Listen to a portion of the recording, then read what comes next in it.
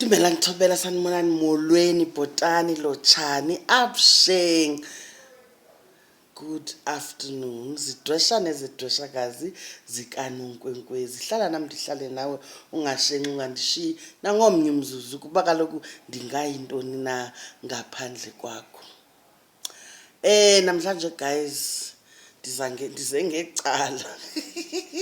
Lo mzi kaKhwezi awunam co-extension man apha, so the only angle ring light ring light ne phone zibe, because I'm charging the phone, battery is very low. I'm also now using the ring light, so ke nansi plug apha ekoneni. Ningathi nqa uba utheni wase nezitayile ngoku sisters. Uza ngamacala.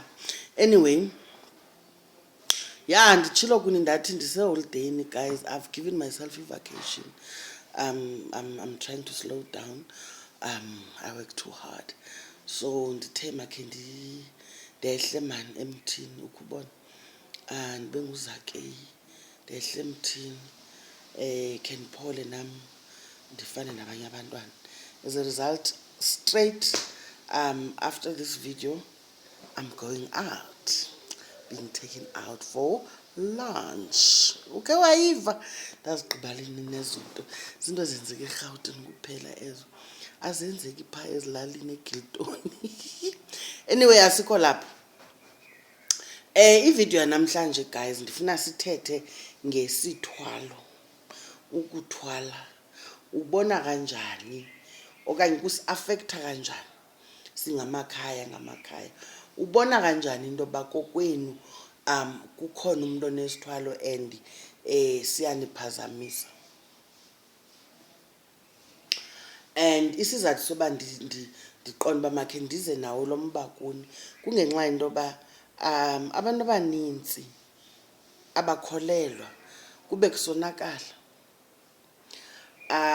Kumane kusithiwa ngabantu abadala, uyayiva. Fumanise uba niyasebenza kubone kuyegqirheni kuyovunyiswa kuthini kuthiwe inkomo kakhokho, kuthiwe zizihlwele, kuthiwe, but akude kulunge nto. Only to find into yoba kukho isithwalo eniphila naso apha phakathi kwekhaya. Isithwalo ke ngumlingo ongasoze uwubone, uyaqonda. So yinto like you can't touch it, but uyayiva mani into yoba ikhona into engekho engahambi kakuhle apha ekhaya. Izinto azisafani nakuqala, asikho right. Uyayiva, but sonke siyazi uba kutheni. Ufumanise into yoba ukhona lo yena yedwa, hayi wonwabile futhi nje akayiboni yonke le nto sikhala ngayo. Yoze yandimosha izipeks. Akayiboni yonke le nto nikhala ngayo. Ngoyena usafe, uyayiva, abe ngathi uyanisizela, uyazama uninceda, only to find yinto yakhe le isigqibayo.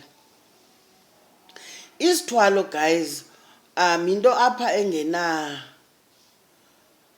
zawuthini xa yenziwe kakuhle ngumuntu okhathalayo ngekhaya lakhe, ayimelanga into yoba ibe nesiphazamiso phakathi kwekhaya. Yinto apha umntu ngumlingo okhoyo, uyaqonda, wokuncedisana nalowo onomnqweno omnye umntu udinwe kakhulu isokole gqithi, dale ukhangela umsebenzi akawufumani, okanye ufumanisa uba wafunda but bakhona abantu abafundileyo ufumanisa uba imfundo yakhe khange imsebenzela imsindawo, you understand. Iintanga zakhe zinezinto yena akananto. Ufumanisa uzalelwe entluphekweni, ngoku le ntlupheko nawe abantwana bakho bajongile uqonda uba hey ingathi kuzawufana, andizi nanto, you understand. It affects your inner core ungumntu, uyayiva, into yoba ndizawuba yinto kabani, nalo mfazi uzandihlonipha njani ndingenanto. Indoda iqonda into yoba alikho elinye icebo, mandiqine isibindi ndihambe ndiyofuna intshontsho for ukuphilisa abantwana bam, for ukwakha umzi wam, uyayiva, nesidima sam. Izawube isitsho indoda. obviously akazuxelela mntu akazugqitha mntwini xa eyenza loo nto leyo. Yho, ndiyazi mani ndihlale njani, ndinesinqi njengoba ndize ngecala nje. You understand? Ubana ngaba ufumene umuntu orayithi umele bazinike ii-options. Sikhona isithwalo singenabungozi, umzekelo. And don't ask me ke into yokuqamna, into endiyazi into yoba mna nawuze ndikholelwe kuthiwe hayi ke asinabungozi nabuzaza esi. Ndinento ethi ukubana ngaba besingenabo ubungozi, kaloku sesi besimele uba siyasikhetha sonke. Okanye mhlawumbi ezi singenabungozi asikho strong, you understand? Wena ufuna into ezikhawulezileyo uqonda uba hayi mayime kancinci le ngenabungozi, ndifuna le izandiphathela imali. So ke uhambile kumalume wahamba wayofuna isithwalo eso. Sinemiqathango ke isithwalo sakhona, ufumanise into yokuba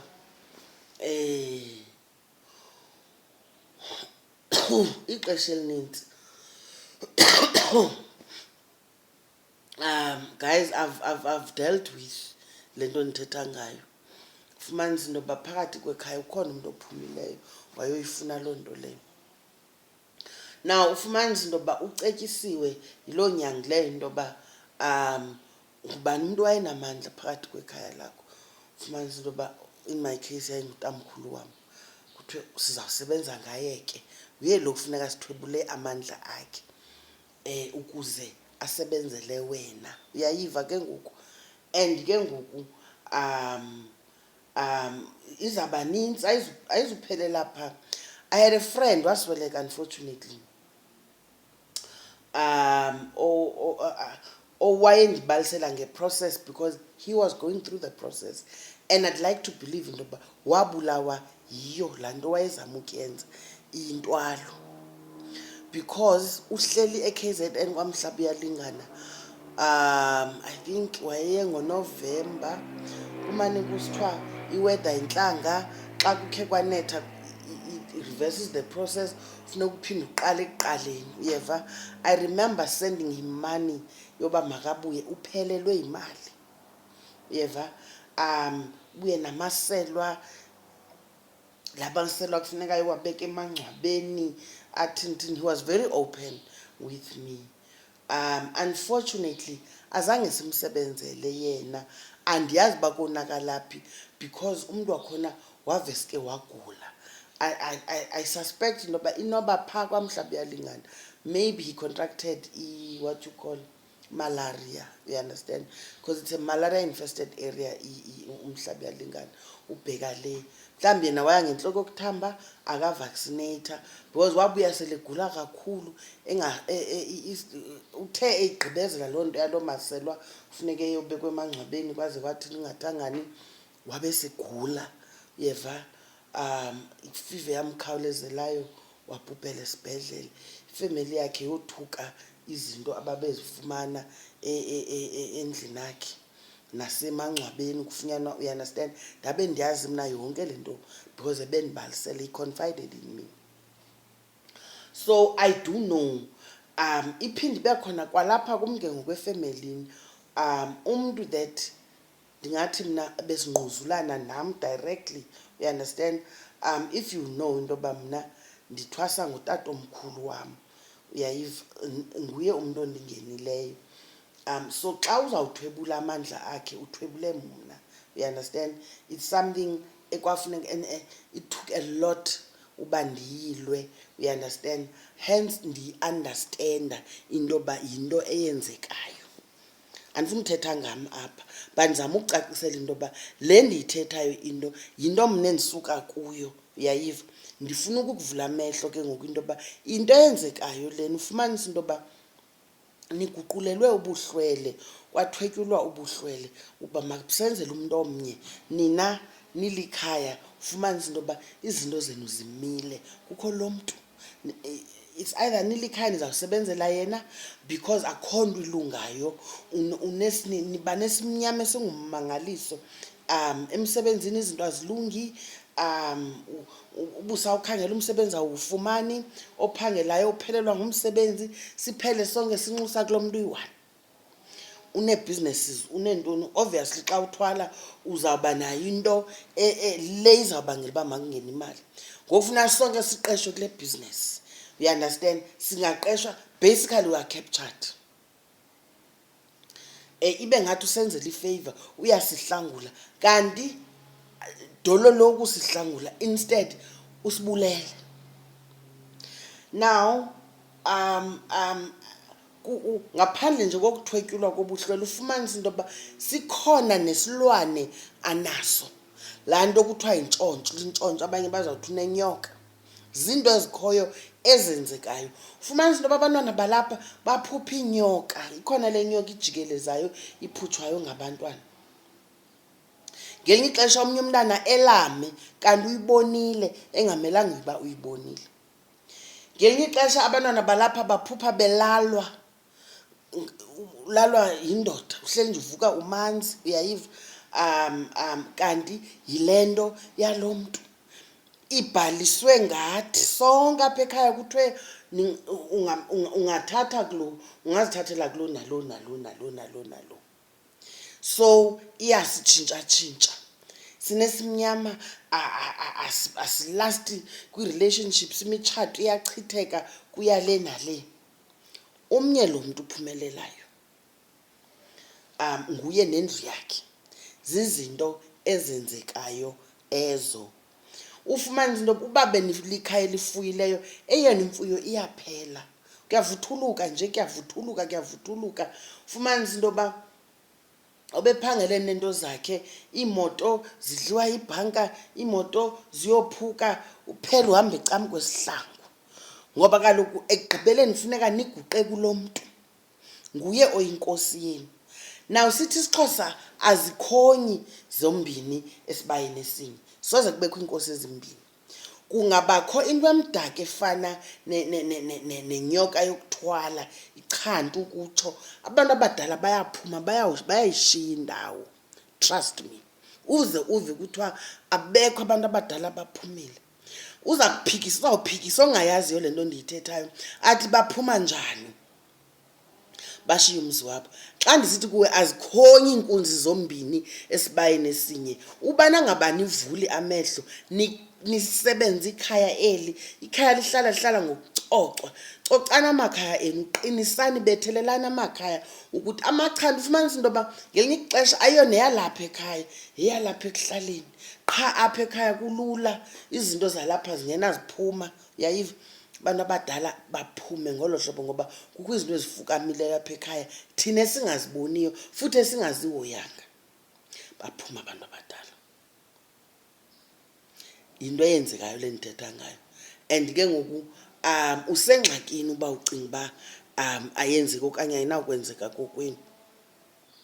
Ningawabiza amaziyoni, nibize uphasta, kuthandazwe kuthweni.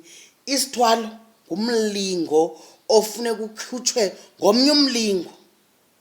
Kufuneka iintonga ke ngoku. Umthandazo, trust me.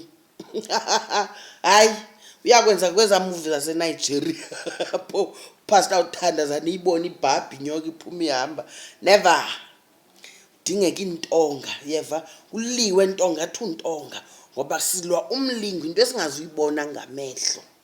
Fana nomntu ozawufika athi uzokhupha inyoka, anibonise inyoka, athi yiyo le. Soze kaloku, ingumlingo lena. It's not like uzawufika kukhutshwa inyoka literally. Andazi noba ndivakele na. Ndizamile ukukuchazela into yoba ubona ngantoni, ndizamile ukukuchazela into yoba zintoni ezenzekayo xa kukho into enjalo phakathi kwekhaya. Mandiyishiye nje kuloo ndawo camagwini. Nayazi andithanda uba mde mani, mna ndifuna uya straight to the point, then ke ngoku sishiyeke nemibuzo, ne? Please do like the video, guys. When you like the videos, iyandiphakamisa phaa kwi-algorithm, iividiyo zam zixhaphake, yabo, ezikrinini. So please like and share, don't forget. But kodwa, don't skip the ads. Please do watch the ads, guys, because they pay my bills. Otherwise, thank you very much. Till the next one. Ciao.